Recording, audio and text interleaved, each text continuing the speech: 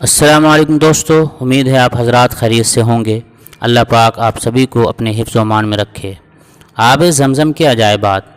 جناب محمد انور بن اختر صاحب اپنی مائع ناز کتاب ناقابل یقین سچے واقعات میں لکھتے ہیں کہ حج کے ایام میں آب زمزم کے عجائبات میرے ذہن میں تازہ ہو جاتے ہیں۔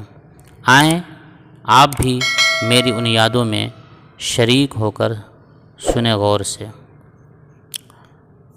یہ 1971 کی بات ہے کہ ایک مصری ڈاکٹر نے یورپی پریس کو خط لکھا کہ آب زمزم پینے کے قابل نہیں ہے۔ میرے ذہن میں جو فوراً خیال آیا وہ یہ تھا کہ یہ مسلمانوں سے تعصب کا معاملہ ہے۔ مصری ڈاکٹر کا بیان اس مفروضے پر مبنی تھا کہ خانہ کعبہ ایک نشیبی جگہ یعنی سطح سمندر سے بہت نیچے ہے اور مکہ شہر کے مرکز میں واقع ہونے کی وجہ سے شہر کا سارا گندا پانی زمین میں سرایت کرنے کے بعد آب زمزم میں گرتا ہے۔ خوش قسمتی سے یہ خبر شاہ فیصل تک بھی پہنچ گئی۔ انہوں نے بلا تاخیر ایگریکلچر، زراعت اور ذرائع آب کی وزارت کو حکم نامہ بھیج دیا کہ اس کی تحقیق کریں۔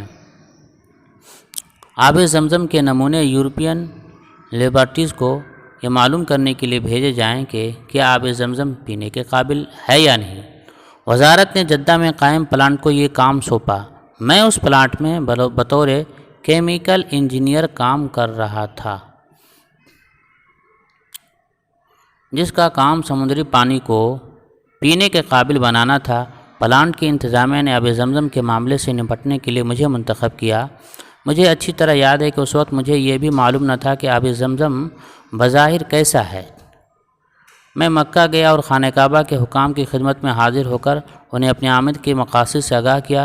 انہوں نے ایک آدمی میرے ساتھ کر دیا تاکہ تحقیق کے دوران میں مجھے جس چیز کی بھی ضرورت ہو وہ پوری کرے۔ جب ہم آب زمزم پر پہنچے تو میں نے دیکھا کہ وہ پانی کا ایک گڑھا ہے جسے تقریباً 14x81 چھوٹا سا تالاب کہہ سکتے ہیں جو میں نے دیکھا۔ مجھے یقین نہیں آ رہا تھا کہ یہ کنواں حضرت ابراہیم علیہ السلام کے وقت سے لے کر اب تک یعنی ہزارہ سال سے ہر سال حاجیوں کو کروڑوں گیلن پانی فراہم کر رہا ہے۔ میں نے اپنا کام کنویں کی پیمائی سے شروع کیا۔ میں نے اپنے معاون آدمی سے کہا کہ وہ مجھے سب سے پہلے کنویں کی گہرائی بتائے۔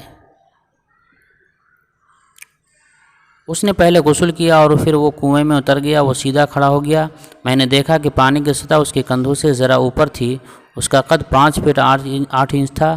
اس کے بعد اس نے کنویں کے ایک کنارے سے دوسرے کنارے کی طرف دھیرے دھیرے وہ چلنا شروع کر دیا۔ اسے ہدایت تھی کہ اس دوران میں وہ سیدھا کھڑا ہو کر چلے اور پانی میں ڈبکی نہ لگائے۔ کنویں میں اس طرح چلنے کا مقصد یہ معلوم کرنا تھا کہ کنویں میں پانی کی کوئی گزرگاہ یا پائپ لائن تو نہیں ہے جس سے کنویں میں پانی آتا ہو۔ آدمی نے بتایا کہ اندر اسے کوئی گزرگاہ یا پائپ لائن نہیں مل سکی۔ میرے ذہن میں ایک خیال آیا کہ آب زمزم کا ذخیرہ کرنے کے آب زمزم پر جو ٹرانسفر پمپ لگا ہوا ہے اس کے ذریعے تیزی کے ساتھ پانی نکالا جائے۔ اس طریقے پر عمل کرنے سے پانی کی سطح گرے گی اور کنویں میں جن راستوں سے پانی داخل ہوتا ہے ان کی شناخت اور مقامات کا تعین بہت آسان ہو جائے گا۔ اس پر عمل کیا گیا مگر حیرتناک طور پر وہاں کچھ بھی نہ دیکھا جا سکا۔ مگر میں جانتا تھا کہ صرف یہی ایک طریقہ ہے جس کے ذریعہ ہم کنویں میں آنے والے پانی کے راستے معلوم کر سکتے ہیں۔ اس لیے میں نے پمپ کو دوبارہ چلانے کا فیصلہ کیا۔ اس دفعہ میں نے آدمی کو کنویں میں کھڑا کر دیا اور اسے کہا کہ وہ ایک ہی جگہ پر کھڑا رہے اور اس دوران میں ہوشیاری سے کنویں میں وقوع پذیر ہونے والی کسی بھی غیر معمولی بات کو نوٹ کرے۔ کچھ ہی دیر بعد اچانک اس نے ہاتھ کھڑے کر دیے اور چلایا، الحمدللہ، میں نے اسے پا لیا ہے۔ جو ہی کنویں کے پیندے سے پانی باہر نکلتا ہے ایسے محسوس ہوتا ہے کہ جیسے ریت میرے پاؤں کے نیچے ناچ رہی ہو، گویا کہ پانی وہیں سے بڑی تیزی سے نکلتا ہے۔ پمپنگ کے دوران میں نے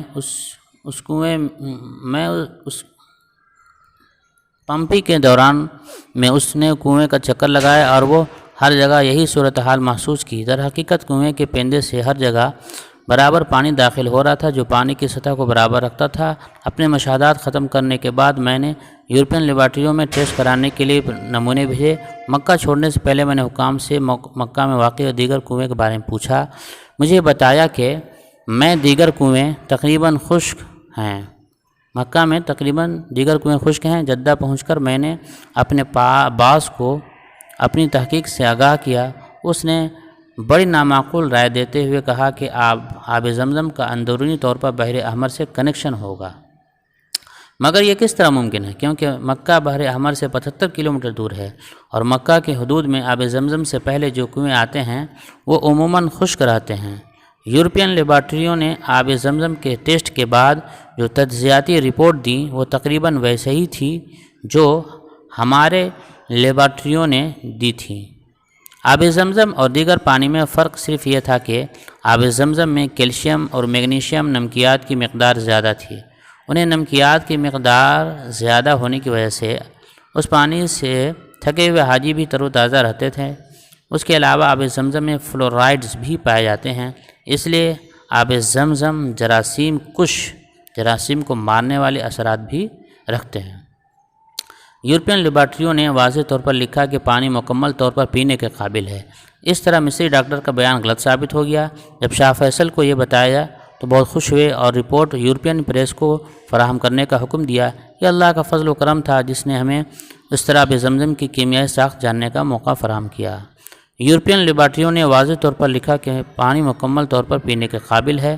اس طرح مصری ڈاکٹر کا بیان غلط ثابت ہو گیا۔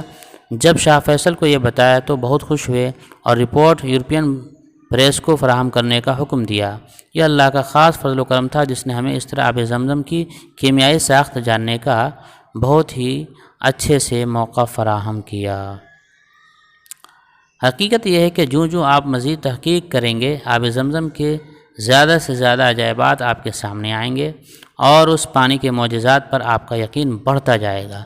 اس صحرائی زمین میں دور نزدیک سے حج کے لیے آنے والے افراد کے لیے یہ پانی اللہ کی خاص نعمت ہے۔ آب زمزم کے چند خاص خصوصیات۔ نمبر 1، آب زمزم کبھی خشک نہیں ہوا، اس کے برعکس اس نے پانی کی ضرورت ہمیشہ پوری کی۔ جب سے یہ وجود میں آیا اس کے ذائقے اور نمکیات کا مزید کوئی تبدیلی نہیں آئی۔ پینے کے لیے موضوع آب زمزم کی یہ خاصیت ہمیشہ سے عالمی طور پر تسلیم شدہ ہے۔